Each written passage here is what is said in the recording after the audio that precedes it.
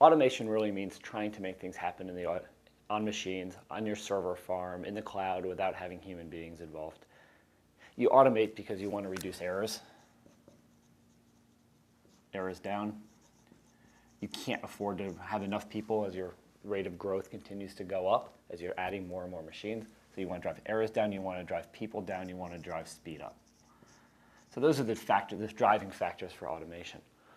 So automation is a way of being able to press a button and have lots and lots of things happen automatically. There's a couple different ways people have approached automation. The first way that people approached automation, frankly, is they wrote books. They wrote procedures. The idea is that if you follow procedures, you follow a checklist, you're going to make less mistakes. If you have best practices, you're going to be able to do it faster because you're not inventing it every time. You're going to need less people. That's great. You've documented your procedures. You've written everything down. You're probably ISO 9000 certified now. Life is good. Well, the next step is you're going to start to automate those procedures. That means you're going to write scripts. You're going to start taking the same manual processes, the things that were designed for doing by hand, and you're going to encode it. You're going to make it so your procedure becomes, instead of doing these 20 steps, run this script. Well, that's even better. Your errors are going to go down because people aren't typing commands. They're not manually executing commands anymore. You need less people because one command does what 20 commands used to do, and it means your speed's going to go up. That's great. What's the problems with scripts? Well, you have to have somebody write them.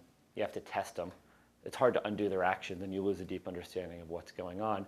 Scripts are describing how to get from A to B, not what state B should look like.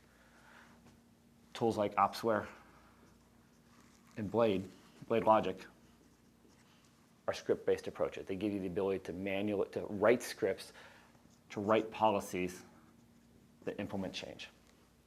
The RPath approach is very different. RPath is all about models. We want people to describe the state of the system, describe what the system should be like right now. And of course, we give you tools to help you describe that system.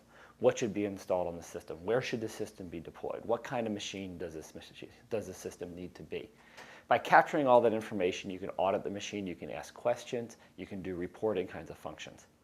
More importantly, if you can describe what the state is now, you can describe what the state will be next. It's very easy to describe what a system should be like. It should be on this IP address. It should have this kind of configuration for the web server. It should be running this application. It should have this software installed on it. That's something people understand. Now, the process of going from now to next might be very complicated. It might involve erasing stuff, installing stuff, doing it all in the right order, preserving settings, changing settings, rebooting, restarting servers. That's all complicated, but frankly, computers can figure that out. RPath is about automating how you go from now to next. And this is RPath automation. By letting people model the now and model the next, we can move from one state to the next automatically without people intervention.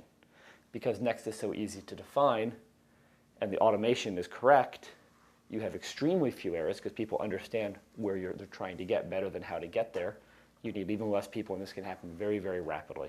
By happening very rapidly, we enable scale, we enable large deployments. Another big advantage of models is they can be target independent.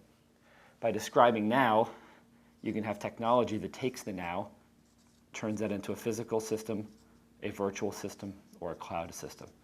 Because the difference in deployment between those environments is something the tooling can understand, or it's something you can describe once. And then now can say, I need a virtual environment with these attributes. And then maybe later, your next is, I need a physical environment with those same attributes. But by separating the machine model from the machine deployment target, you can let your automation decide where machines should be deployed, how they should be deployed, and do the actual deployment. The final advantage of this is it enables rollback and it enables undo. It's no harder to calculate how to go from now to next than it is to figure out how to go from next to now. So if your automation solution's correct, you can invert your changes. You can go back to how things were. You can go to an older version if something breaks. Script break approaches mean you're starting over to go backwards. You have to write a new script. You cannot invert a script. You can't undo a script. You have to write a new script to move you to an old state. And those are some of the reasons that we believe a model-based approach is the only way to deliver scalable infrastructure in today's IT environment.